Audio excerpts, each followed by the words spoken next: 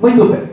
Irmãos, semana passada eu ministrei aqui um treinamento e eu falei a respeito de um personagem, um homem chamado Davi, que ele dá um conselho, né, ao seu filho Salomão, que vai assumir o reinado de Israel no seu lugar. E o título da mensagem da semana passada era Fazer a Obra com Excelência.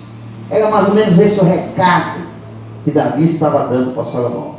E durante a ministração da semana passada, eu falei um pouquinho a respeito da história de Davi, de alguns episódios que aconteceram na vida dele. E eu até mencionei o salmo, que foi um salmo escrito por ele, que é o Salmo 51. Então, durante a semana, eu tive estudando, me aprofundando um pouco mais, orando em cima disso também, lógico, né?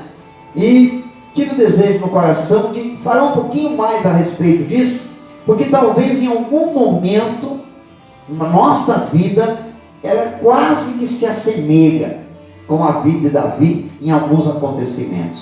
E às vezes, quando nós nos deparamos com certas situações, eu quero falar especificamente da fraqueza de Davi e do erro que ele cometeu. É lógico que nós não cometemos um erro tão grave assim, né?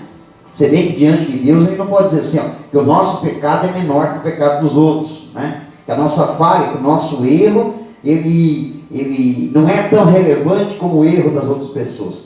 Só que a gente precisa entender, irmãos, que nós somos seres humanos e nós erramos.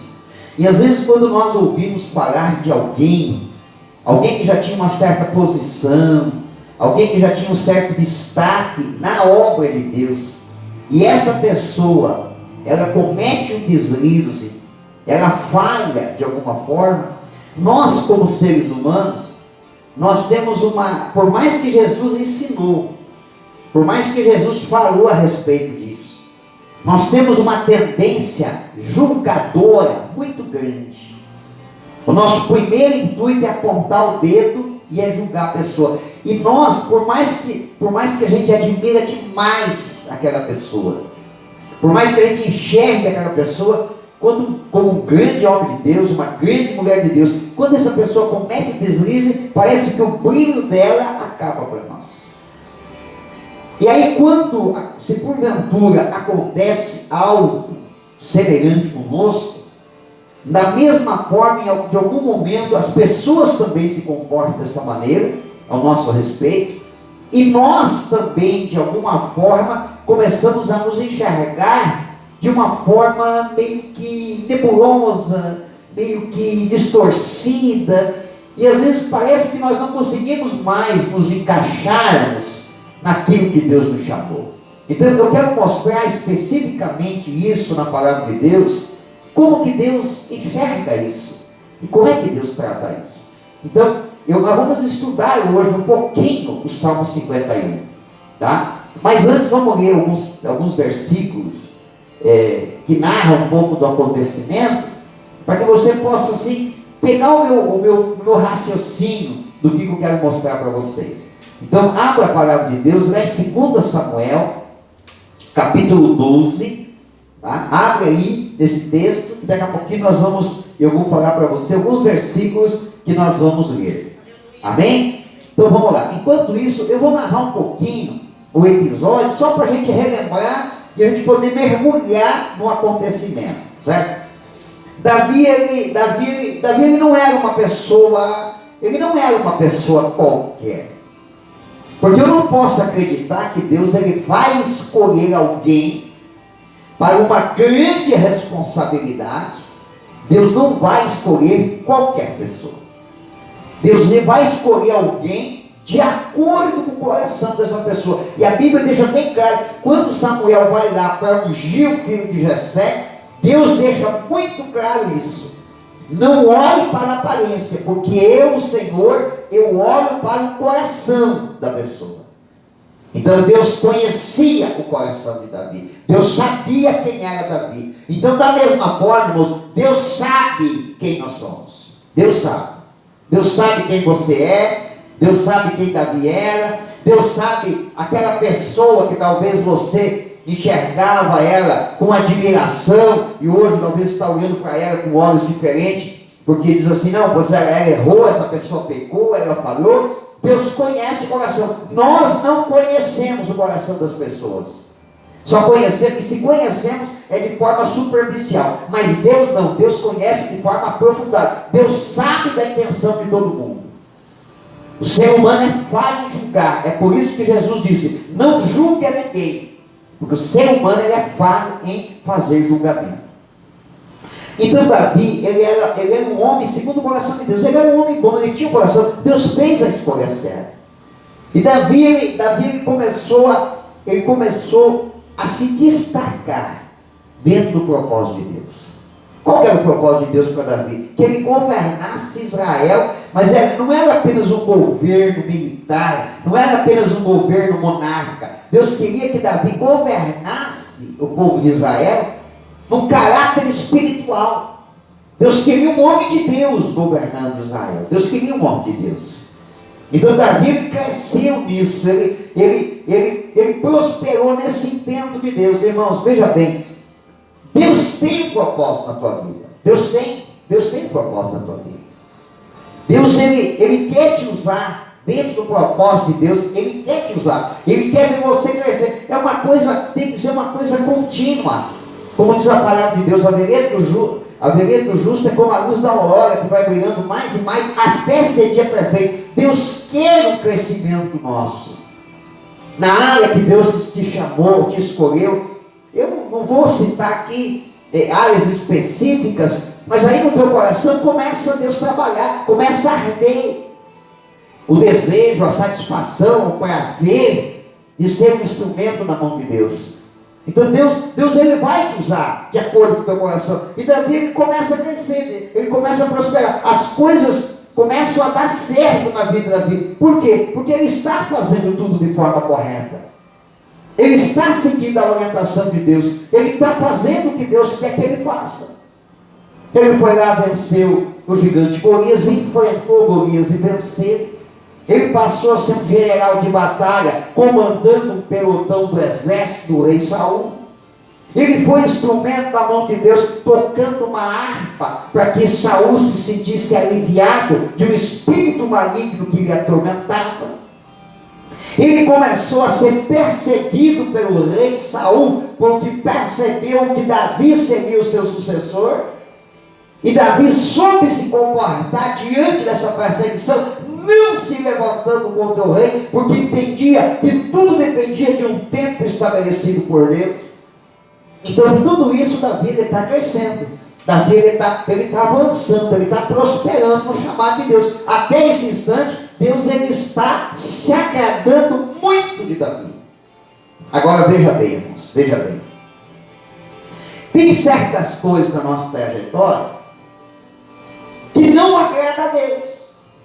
Atitudes, comportamento, decisões que tomamos não agradam a Deus. Porém, Deus ele não atravessa na nossa frente dizendo assim para nós, ó, eu não vou deixar você fazer isso. Não. Deus não se comporta dessa maneira. Deus ele dá indícios. Deus ele mostra. Deus ele revela. Deus ele manifesta a sua vontade para nós, mas nos deixa muito à vontade para decidirmos, para tomar as decisões. Nós podemos pegar um exemplo lá do início do mundo, Jardim do Éden. Lá tinha duas árvores que eram maravilhosas no meio do jardim. A árvore da vida, que Adão poderia comer daquele fruto quanto quisesse e a quantidade que quisesse. Havia mais uma infinidade de espécies de frutos que ele poderia comer quanto e a quantidade que quisesse. Mas tinha uma outra árvore chamada a árvore do conhecimento do bem e do mal. Deus não disse que ele não podia comer da árvore. Deus disse que se ele comesse, ele morreria. Então não estava escrito lá, proibido comer dessa árvore. Poderia comer. Assim como muitas vezes algumas pessoas perguntam para nós, pastor, lá na sua igreja pode isso, pode aquilo, pode aquele outro, o que a Bíblia diz? Tudo é lícito, mas nem tudo convém. Não é uma questão de proibição, irmãos. Nem Deus proíbe porque que a quadrangular, ou porque que o pastor Jadir vai proibir alguém de fazer algo. Só que tem coisas que não convém, tem coisas que não são edificantes, tem coisas que o final dela é um final amargoso, como a Bíblia diz lá no livro de Salmo, a respeito da prostituição e do adultério. A Bíblia diz assim: os lábios da mulher adúltera é doce como mel, a sua língua suave como um absinto, mas o seu ventre é amargo, aliás, suave como azeite, mas o seu ventre é amargo como o absinto, e os seus pés correm de forma ligeira em direção à morte e ao inferno. O que a Bíblia está dizendo? Que o pecado da prostituição e do adultério, ele no primeiro momento é doce e suave, mas logo em seguida é amargo, e a consequência é a morte e o inferno. Mas não está dizendo que é proibido, só está alertando o ser humano. Em todas as coisas é assim. Então Deus, ele nunca atravessa na frente dizendo assim, ó, pelo amor de Deus, não faça isso, que você vai matar teu chamado, você vai matar teu ministério. Não, Deus, ele mostra a vontade dele. Então é fácil de interpretar, irmãos. É fácil. Se Deus diz para mim assim, ó, eu quero que você seja obediente, precisa ele escrever que você não deve ser desobediente? Não. Se ele disse que é para mim ser obediente, é lógico. Se ele diz que a árvore, que aquele fruto daquela árvore é fruto de morte, por que eu vou comer? Então não é uma questão de escolha. Da mesma forma com Davi, Deus, ele não se colocou diante de Davi, impedindo ele cometer o pecado. Qual pecado? Davi já tinha se tornado o rei de Israel. E a Bíblia diz que exatamente no tempo em que os reis saem para a guerra. Que tempo é esse, irmãos? Não é qualquer época do ano que os reis saíram para fazer guerra. Você já imaginou fazer guerra no inverno? Chuva, frio, é a pior época do ano. Então, tinha época que eles não faziam guerra. Mas tem um tempo que é o tempo de guerra. Na nossa vida, da mesma forma, irmãos. Tem um tempo que é o tempo que a gente está mais tranquilo. Parece que espiritualmente tudo se encaixa. Mas tem um tempo que é aquele tempo, parece que é o tempo do bombardeio. Não é o tempo do bombardeio. Aí muita gente diz assim, meu Deus do céu, pastor, parece que o inferno se levantou contra mim, mas é o inferno mesmo, irmão. É o teu tempo de guerra. E no tempo de guerra, o que a gente faz, irmãos? A gente guerreia. No tempo de guerra, a gente guerreia. No tempo de guerra, a gente não fica no acampamento. A gente não fica escondido na trincheira. No tempo de guerra, a gente guerreia. Então a Bíblia diz que era o tempo em que os reis saíam para a guerra. E o exército de Israel estava no campo de batalha, mas Davi não, Davi estava em casa. E a Bíblia diz que ele estava no palácio. E exatamente no meio da tarde, às 3 horas da tarde, Davi levantou do seu leito e saiu no terraço. Que tempo era, irmãos? Tempo de batalha, não era tempo de estar em casa. Aonde estava o exército de Israel? Estava na batalha. E Davi estava fazendo o quê? Estava em casa. Quer dizer, ele já estava se comportando de uma forma errada. Ele não estava fazendo o que Deus disse que era para ele fazer naquele momento. Irmãos, nunca meça o teu chamado, o teu ministério pelos outros. Ah, pastor, mas fulano fez isso. Ah, mas fulano está fazendo aquilo. Não, se concentre no teu chamado. Se preocupe com a tua vida espiritual. Invista no teu ministério, invista no teu chamado, cuide dele, nunca meça o sucesso dos outros comparado com o teu, achando que se você fizer o mesmo que aquela pessoa fez, de forma negligente, relaxada, você vai ter o mesmo resultado. Não, se preocupe com o teu chamado. A tua batalha, quem tem que guerrear é você, não tente jogar com uma outra pessoa. Davi então sai do terraço. Lá no terraço ele vê uma mulher se banhando. E essa mulher, a Bíblia diz que é formosa. Davi pergunta, veja que Davi ele não faz nada enganado ou com desconhecimento. Ele se informa e pergunta quem é aquela mulher. E responde para ele e diz assim, ela é Betseba, mulher de Urias. Quem é Urias? É um soldado que está lá no campo de batalha. Davi manda chamar a mulher, ela vem para o palácio, e Davi peca com essa mulher. Depois de ter pecado, ela foi para casa. O marido está no campo de batalha. Dias depois, ela percebe que está grávida. Manda um recado para Davi dizendo: estou grávida. Davi fica preocupado e pensa o seguinte: nossa, se isso chegar na boca do povo, vai ser um escândalo, eu vou ser mal visto. Engraçado que nesse instante, Davi não está preocupado com o que Deus pensa, ele está preocupado com a opinião das pessoas. Irmãos, eu vou falar um negócio para você. Claro, se preocupe sim com o teu testemunho.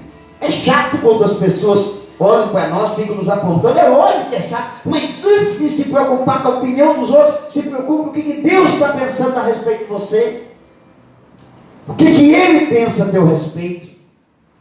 Depois se preocupe com a opinião dos outros, mas primeiro pense: nossa, eu fiz tal coisa, será que Deus não está chateado? Será que Deus está feliz comigo? O meu comportamento no meu ministério, no meu chamado, na minha atividade da célula, será que está agradando a Deus em primeiro lugar? Será que o que eu estou fazendo é tão excelente que Deus está contente? Depois se preocupe com a opinião das pessoas. Davi disse: bom, podem pensar mal de mim, vou tentar resolver. Irmãos, a pior coisa que o ser humano pode fazer é tentar tapar o sol com a peneira. Nunca se resolve um erro cometendo outro. Cometeu um erro, irmãos, se cometeu um erro, para, esfria a cabeça, descansa em Deus, pede perdão e diz: Senhor, me dá direção para mim consertar isso aqui. Porque a Bíblia diz assim, ó, que um abismo puxa outro abismo. Quer dizer, um erro vai puxar outro erro. Uma mentira puxa outra mentira. Pode ver, se você contar uma mentira, irmão, para corrigir ela vai ter que contar outra. E outra. E outra. E daqui a pouco não tem mais o que fazer. Não adianta, não tem mais o que fazer.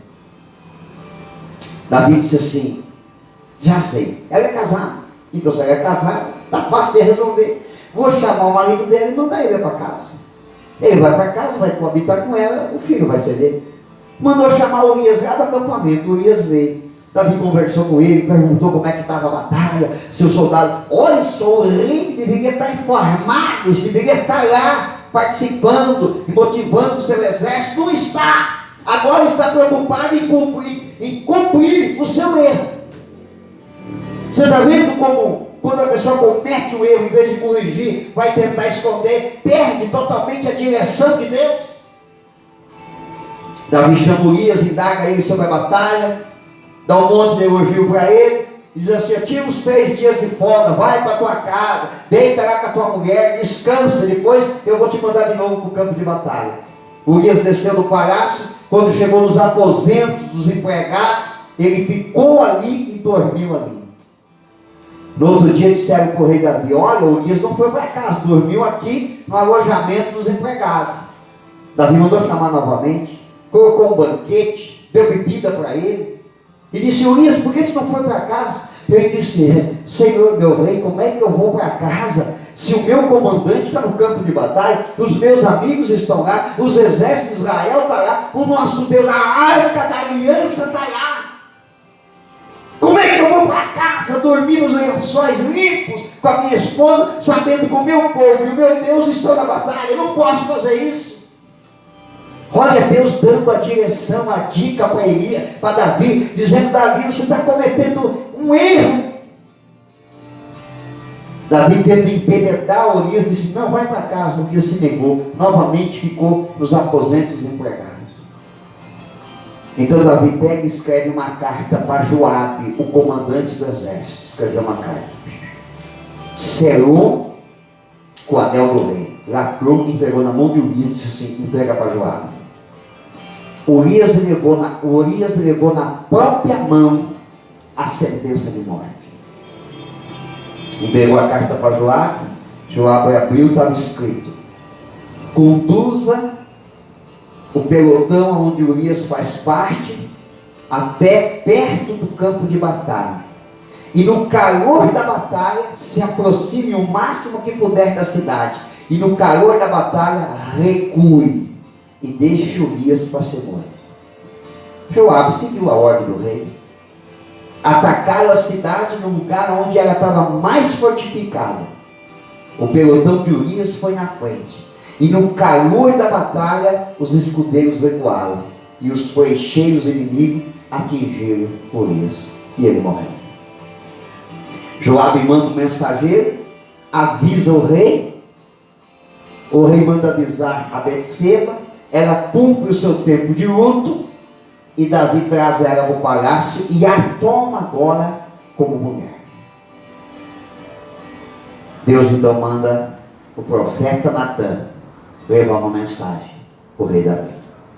O profeta Natan chega no palácio, marca uma audiência com o rei e diz: olha, rei, quem vinha trazer uma história, contar uma passagem, um episódio, um acontecimento, e pedir que o rei, com a sua muita sabedoria, diga o que devemos fazer diante desse episódio. Havia dois homens, um rico e um muito pobre. O rico tinha ovelhas e rebanhos e gados. O pobre só tinha uma ovelhinha que criou com muito amor e carinho. É como se fosse da família, amamentou, ela dormia no seu regaço. Era como se fosse uma membro da família.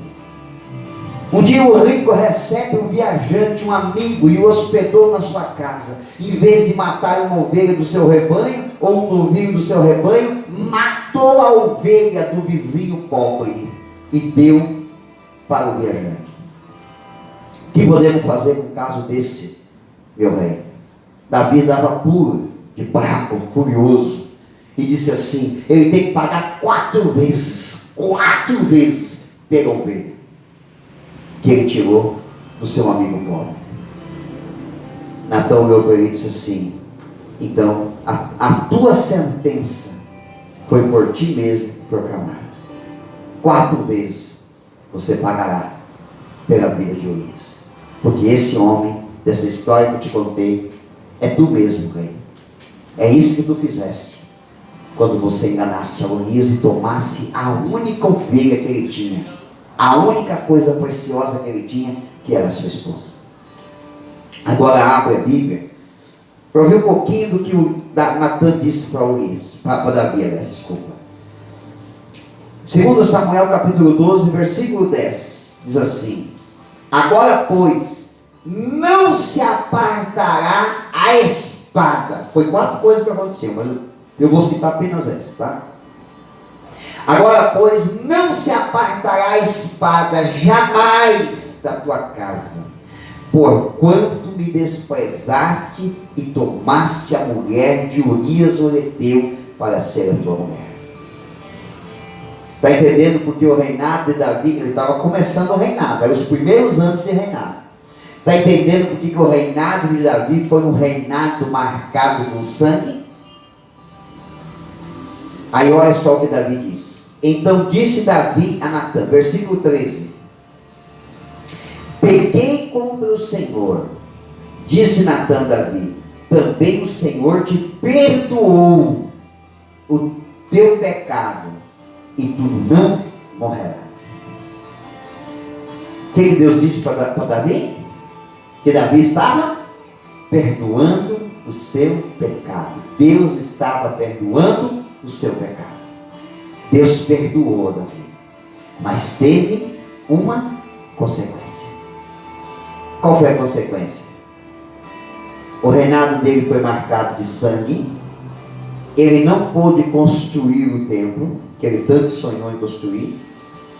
A sua família foi marcada de escândalos, e um dos filhos tentou lhe roubar o trono. O que Davi havia dito? Que aquele que tirou a ovelha do vizinho pobre teria que pagar 4 vezes mais. Ele teve que pagar 4 vezes mais, por causa do seu pecado. Mas Deus perdoou. Agora vamos para o Salmo 51. Só que daí você vai deixar a Bíblia aberta, porque nós vamos estudar versículo a versículo, porque o Salmo 51 é o salmo escrito por Davi exatamente nesse período. Assim, só para resumirmos, Betseba estava grávida, completou a gestação, ganhou a criança, mas a criança não sobreviveu. Durou alguns dias e morreu, porque Deus não permitiu aquela criança sobreviver, porque ela era naquele momento um fruto de um pecado. Depois Betseba engravidou de novo. Engravidou de Salomão, que se tornou o sucessor de Davi. Então, você está vendo, irmãos, que dá para corrigir?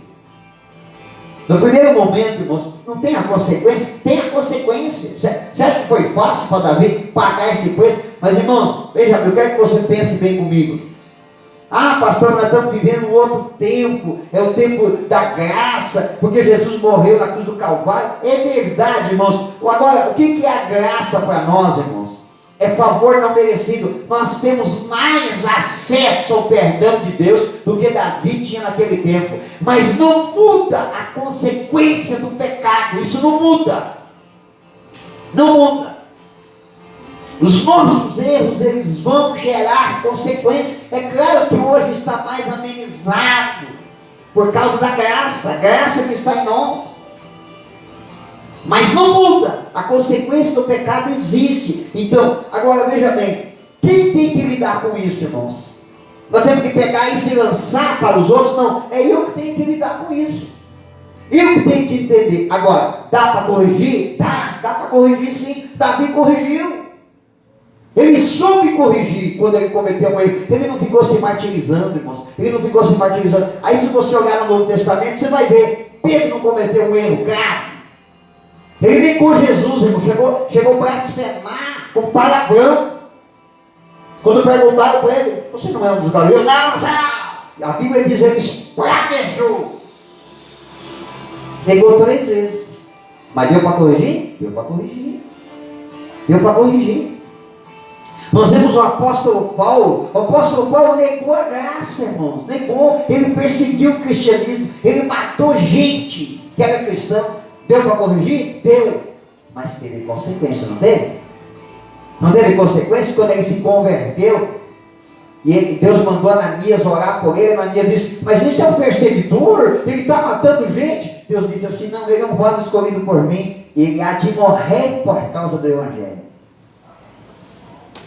Tem a consequência, mas dá para corrigir, irmãos, dá para corrigir, dá para continuar, dá para ir adiante. Então nunca olhe para alguém que é um instrumento na mão de Deus, que em algum momento cometeu um erro, um deslize, não olhe para essa pessoa e diga, acabou para ela, essa aí já era, acabou. Não, dá para corrigir. Não se martirize se em algum momento você fraquejou, você errou, você deixou de fazer ou cometeu algum erro. Não se martirize e diz assim, não, para mim já não dá mais. Não, dá para corrigir. É lógico, tem um preço para ser pago. Agora não queira que os outros paguem esse preço no teu lugar. E vamos tentar aprender com Davi, como ele fez. Então abre a Bíblia no Salmo 51 e mantenha aberto, porque nós vamos ler versículo por versículo. No versículo 1 diz assim, olha o que Davi diz. Ele diz assim, compadece-te de mim, ó Deus, segundo a tua benignidade e segundo a multidão das tuas misericórdias, apaga as minhas transgressões. Davi, ele começa apelando pelo quê, irmãos? Pela misericórdia de Deus. Você vê que Davi ele não fica tentando dar explicação, né? Se fazendo de coitadinho. Não, ele já vai direto, irmãos. Ele apela para a misericórdia de Deus. Por quê? Porque a Bíblia diz que Deus, ele é justo. Deus, ele age de forma correta. Mas a Bíblia diz que Deus, ele é misericordioso. E nós temos que fazer menção disso. Nós temos que lembrar a nossa alma que nós não estamos diante de um Deus carrasco. Nós não estamos diante de um Deus vingativo. Essa imagem de carrasco e vingativo é a imagem do diabo que é que você tenha de Deus. Mas não, o nosso Deus, os personagens bíblicos, eles fazem o máximo para mostrar para nós que o nosso Deus é um Deus de misericórdia. Ele é um Deus de misericórdia e Ele faz misericórdia sobre as nossas vidas. Davi conhecia muito bem esse Deus, ele tinha intimidade com esse Deus, então ele apelou para a misericórdia de Deus. Com essa atitude, irmãos, ele está reconhecendo que ele é um pecador, ele está reconhecendo que falhou, ele está reconhecendo, irmãos, que ele cometeu um erro grave. Ele não precisava de ninguém apontar o erro dele. Ele foi advertido pelo profeta Natan. Você pode ver, Natan foi uma única vez lá advertido. Não ficou jogando na cara dele todos os dias o seu pecado. Por quê? Porque havia reconhecimento nele. Então Davi sabia quem apelar. Apelou para a misericórdia de Deus. Versículo 2: lava-me completamente da minha iniquidade e purifica-me do meu pecado. Ele apela para a misericórdia de Deus e ele pede o quê? Purificação de Deus. Ele pede que Deus lhe purifique, que Deus tire, lave a sua alma daquele pecado. Ele sabia das consequências, quer dizer, ele não queria carregar mais em si aquele erro, irmão. Ele queria ser diferente. É a manifestação de um coração que quer mudar, que não quer mais errar nessa área. Todos nós temos as nossas fraquezas, todos nós cometemos os nossos erros, como eu mencionei no princípio. Tem erro mais grave, tem erro que nem tanto, mas diante de Deus às vezes tem o mesmo peso. Eu estou falando de pecados pequenos, tá, gente? Não estou falando, tem alguns níveis de pecado, não podemos nos esquecer disso, né? Tem alguns níveis de pecado, não podemos achar que um deslize nosso, um pecado nosso, tem o mesmo peso de uma pessoa que está entorbando a Bíblia, está pregando heresia. Isso aí tem uma consequência maior. Ou uma blasfêmia contra o Espírito Santo, isso é uma coisa diferente. Davi sabia do seu erro, ele apela para a misericórdia, mas ele também pede para Deus que Deus lhe purifique, que Deus mude o coração. Às vezes o nosso coração, irmãos, ele está tão caído, tão pendente para coisas erradas, cedendo às tentações, cedendo a alguns desejos carnais, a pensamentos contrários à vontade de Deus, e a gente sabe que aquilo ali não agrada a Deus, a gente sabe. A gente não está enganado, irmãos, a gente está consciente que aquilo ali desagrada a Deus. Mas às vezes o nosso coração está tão pendendo tanto para aquilo, que a gente faz vista grossa. A gente diz assim, não, mas Deus não vai dar bola para isso. Não, Deus não vai ficar se importando com essas coisas. Não, Davi foi advertido por Deus, ele sabia que estava errado, ele reconheceu que estava errado, apelou para a misericórdia de Deus e disse, Deus, me purifica. Tem certos momentos da nossa vida, irmãos, que somente o Espírito de Deus pode purificar nossa mente, nosso coração, as nossas intenções. Deus, ele só age em nós aonde nós permitimos que ele age. Se você não permitir, se você não reconhecer, se você não permitir, Deus não vai ter como trabalhar.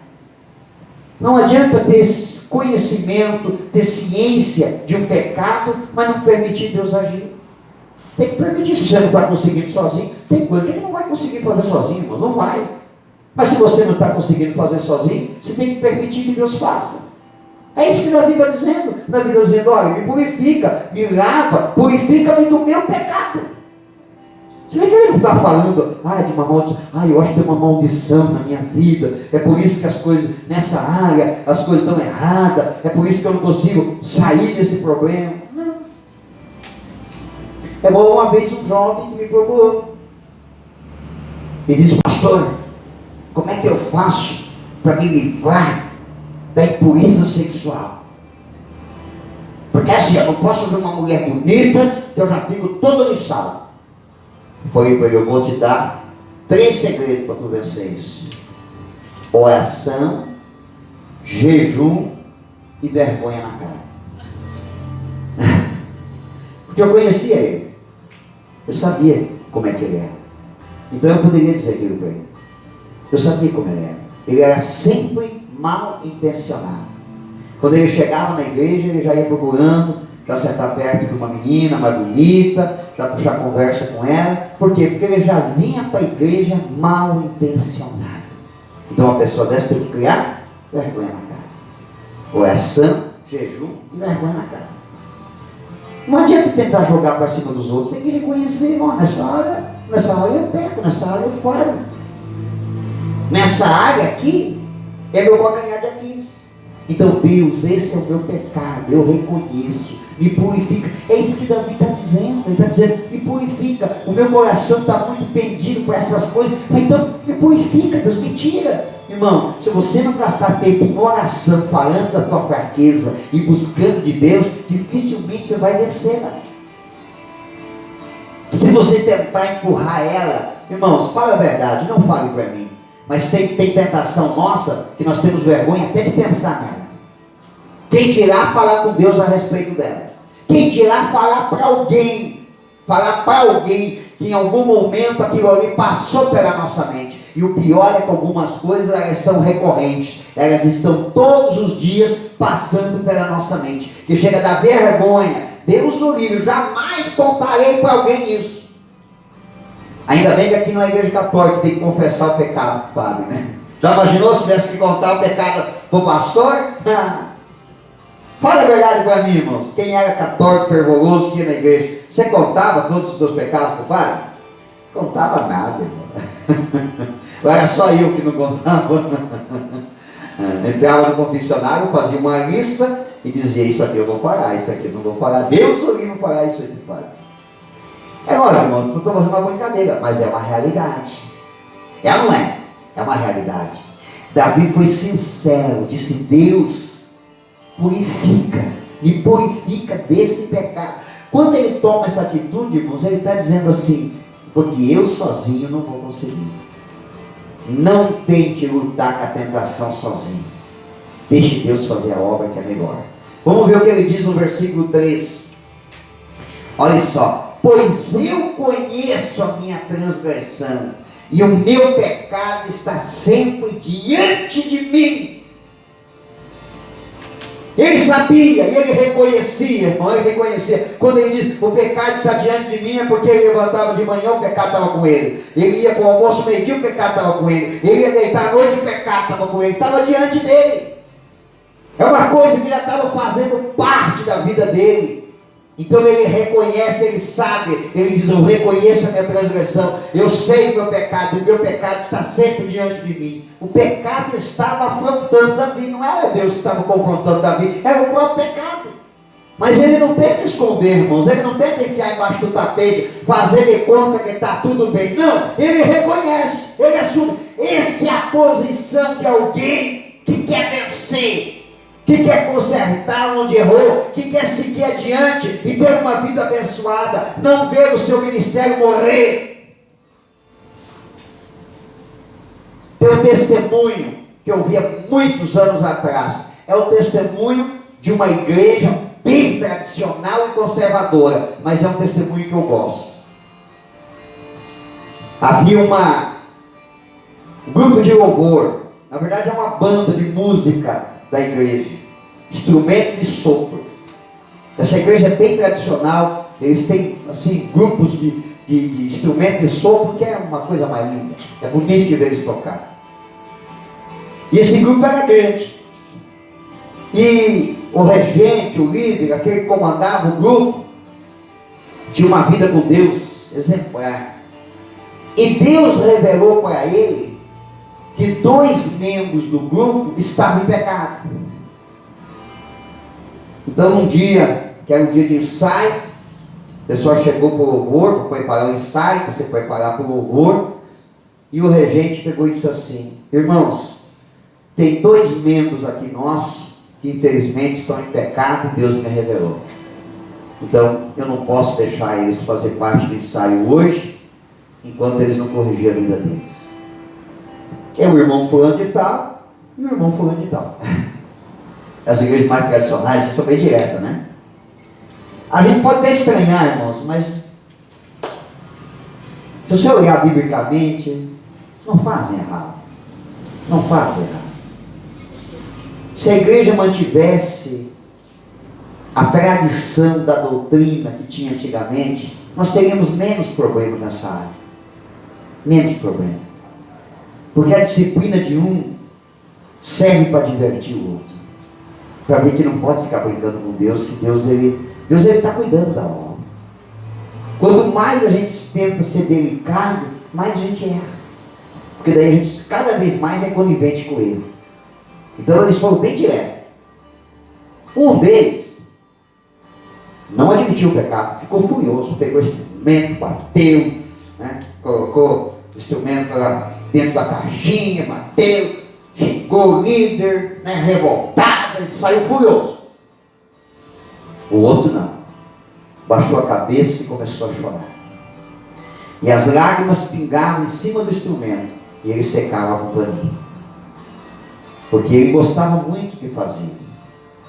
Então ele chorava, molhava o instrumento, ele secava. Isso demorou muito tempo. Porque cada vez ele não podia guardar o instrumento com as lágrimas, senão ia dar problema, né? Então ele secava. E todo mundo ali olhando, todo mundo penalizado, olhando, né? Mas ninguém pagava nada. Até que ele conseguiu secar o instrumento, fechou direitinho, e de cabeça baixa, sem abrir a boca, foi em direção à porta. Quando ele estava chegando na porta, Deus falou no coração do regente e disse assim: chama ele de volta. E o regente chamou ele de volta e disse: irmão, volta aqui. Deus quer que você volte para o teu lugar. Você pecou, mas Deus viu que as tuas lágrimas eram lágrimas de arrependimento, e Ele está te perdoando. Você pode voltar para o teu lugar de novo. Você está vendo como é bom ser advertido?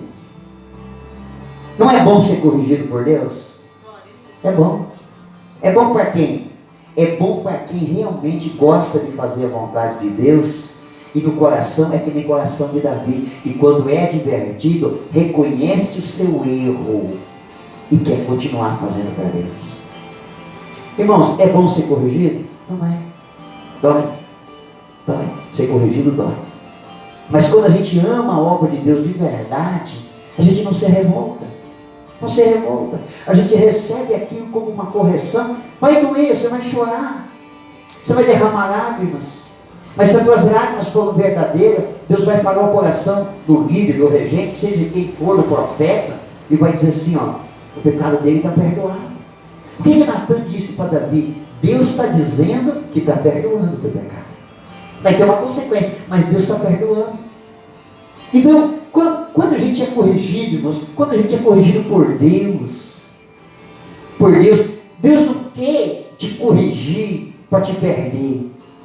Deus quer te corrigir porque Ele quer continuar te usando. Ele quer continuar te usando. Ele quer que você cresça. Ele quer que você vá adiante. Quer que você possa galgar degraus do teu ministério. Não é para a morte, irmãos. Não é. A correção de Deus não é para a morte. A correção de Deus é para o crescimento da pessoa. É para o crescimento. Infelizmente, só que pena que infelizmente a maioria das pessoas ainda não entenderam isso. E quando são corrigidas e advertidas por Deus, algumas fazem que nem esse primeiro músico. Pega e xinga e vai embora. Vira as costas e vai embora. Davi reconheceu. O versículo 3 mostra isso. Vamos ver o versículo 4. Diz assim: pequei contra ti somente, e fiz o que é mal perante os teus olhos, de maneira que serás tido por justo no teu altar, e puro no teu julgar. Davi está preocupado com a opinião das pessoas, irmãos, agora? Não! Agora ele está preocupado com o que Deus pensa. Ele diz: eu pequei contra ti. Ele não disse que pecou contra a nação de Israel, que pecou contra Urias, que envergonhou a sua família, envergonhou o seu reinado. Não, ele reconhece que ele pecou contra Deus. Irmãos, quando nós nos comportamos de forma errada, sabe quem nós desagradamos? Nós desagradamos a Deus. E é essa a nossa preocupação em corrigirmos. Quando damos um passo errado, a nossa preocupação é: não, eu tenho que corrigir, porque a minha atitude desagradou a Deus. Ele é o mantenedor do meu chamado, do meu ministério. É Ele que me comissionou, é Ele que me deu essa habilidade, essa capacidade. Então, se eu errei, eu pequei contra Ele, eu desagradei a Ele. Davi reconhece isso, irmãos, reconhece que ele havia cometido esse erro, esse pecado, e somente contra Deus. Essa tem que ser a nossa motivação de corrigir, irmãos, de corrigir. Tem que ser essa a nossa motivação. Irmãos, eu não quero, às vezes é até chato a gente ficar sempre usando o exemplo de si próprio e tal, né? Parece que dá aquela sensação assim que a gente quer se colocar dentro de uma redoma. Eu já cometi muitos erros, muitos erros. Mas eu não me lembro de uma vez que eu fui advertido que não tenha aceitado a correção. Não me lembro. Se fiz, irmão, sinceramente, caiu a unção do esquecimento, agora esqueci o nome do personagem lá.